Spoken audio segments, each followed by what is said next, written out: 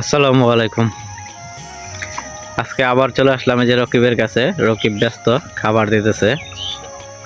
রকিব আসতেছে, দেখি আমরা রকিবের সাথে কথা বলবো। রকিব, কি অবস্থা? খাবার দিতেছ? হ্যাঁ, কয় বস্তা লাগে? ভাই বিকেলে 4 বস্তা লাগে আর কি।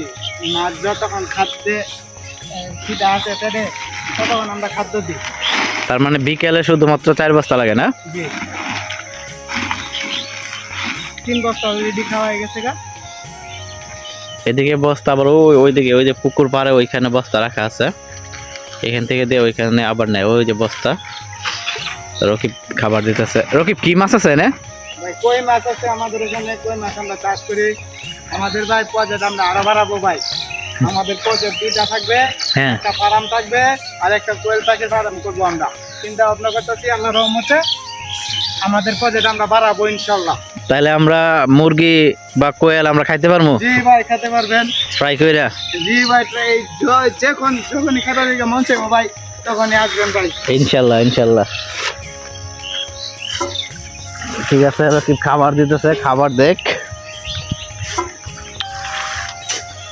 রকিব, খাবার দেওয়া শেষ কর তাহলে। হ্যাঁ হ্যাঁ ভাই, ঠিক আছে।